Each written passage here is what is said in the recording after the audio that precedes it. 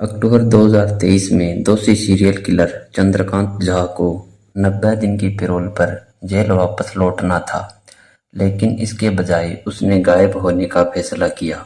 नई दिल्ली। चंद्रकांत झा ने 2006 और 2007 में दिल्ली में कई हत्याओं में आतंक मचाया था, जिसके कारण वह उस समय के सबसे वांछित सीरियल किलर के रूप में पुलिस की नज़र में आ गया था। 57 वर्षीय इस सीरियल किलर को मौत की सजा सुनाई गई थी। 2016 में उसकी सजा को आजीवन कारावास में बदल दिया गया, हालांकि उसकी योजनाएं कुछ और ही थी। अक्टूबर 2023 में उसे 90 दिन की पैरोल पर बिताने के बाद जेल वापस लौटना था, लेकिन उसने गायब होने का फैसला किया।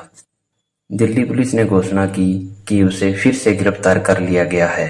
पुलिस उपायुक्त संजय सेन ने संवाददाताओं को बताया, चंद्रकांत झा पर 50,000 रुपए का इनाम था। उसका पता लग गया है। कई महीने की निगरानी और योजना के बाद उसे नई दिल्ली रेलवे स्टेशन से गिरफ्तार कर लिया गया। श्री सेन ने कहा, 6 महीने से अधिक समय तक टीम ने झा के परिवार, दोस्तों और सहयोगियों के नेटवर्क का पता लगाया।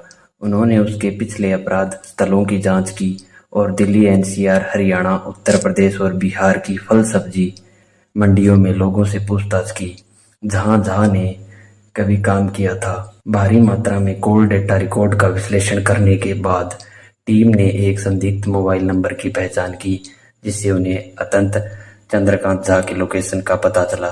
पुलिस अधिकारी ने बताया कि उसे 17 जनवरी को उस समय गिरफ्तार कर लिया गया जब वह पुरानी दिल्ली रेलवे स्टेशन से बिहार भागने की कोशिश कर रहा था। मूल रूप से बिहार के रहने वाले चंद्रकांत झा दिल्ली में आजादपुर मंडी के पास रहते थे और अक्सर प्रवासी युवकों को नौकरी दिलाने और खाना खिलाने में मदद करके उनसे दोस्ती करते थे। हालांकि छोटी मोटी अनबन या कथित उल्लंघन पर उनका खूनी गुस्सा भड़क उठता था, पुलिस ने बताया। श्री सेन ने बताया, झा अपने पीड़ितों के हाथ बांध देता था और कहता था कि वह उन्हें सजा देगा, और फिर स्थानीय रूप से बने ननचाकू से उनका गला घोंट देता था। वह शवों के टुकड़े बहुत सावधानी से करता था ताकि कम से कम खून के छींटे पड़े। फिर अवशेषों को प्लास्टिक की थैलियों में भरकर अपने मॉडिफाइड साइकिल रिक्शा से ले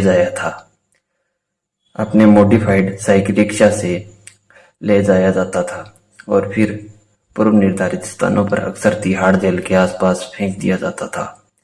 सीरियल किलर शतः विक्षत शवों के साथ हस्तलिखित नोट छोड़ जाता था, जिसमें पुलिस को ताना मारा जाता था और उसे पकड़ने की चुनौती दी जाती थी।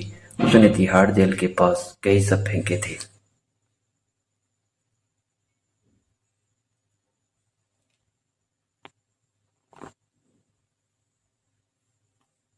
उसकी पहली दर्ज हत्या 1998 में हुई थी, जब उसने दिल्ली के आदर्श नगर में मंगल उर्फ औरंगजेब की हत्या कर दी थी। उसके शरीर के टुकड़े कर दिए थे और उसके टुकड़े बिखेर दिए थे।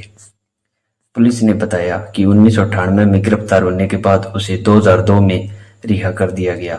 रिहा होने के बाद उसने फिर से हत्याएं शुरू कर दी। जून 2003 में चंद्रकांत झा ने हैदरपुर में अपने दोस्त शेखर की शराबी और झूठा होने के आरोप में हत्या कर दी और शव को अलीपुर में ठिकाने लगा दिया। नवंबर 2003 में बिहार के एक प्रवासी उमेश की कथित विश्वासघात के आरोप में हत्या कर दी गई और उसका शव तिहाड़ जेल के पास फेंक दिया गया। पुलिस ने बताया कि नवंबर 2005 में उसने गुड्डू की गांजा पीने की आदतों के कारण उसकी हत्या कर दी और शव को मंगोलपुरी में फेंक दिया। अक्टूबर 2006 में महिलाओं से छेड़छाड़ के आरोपी अमित का भी यही हश्र हुआ और उसका शव तिहाड़ जेल के बाहर छोड़ दिया गया।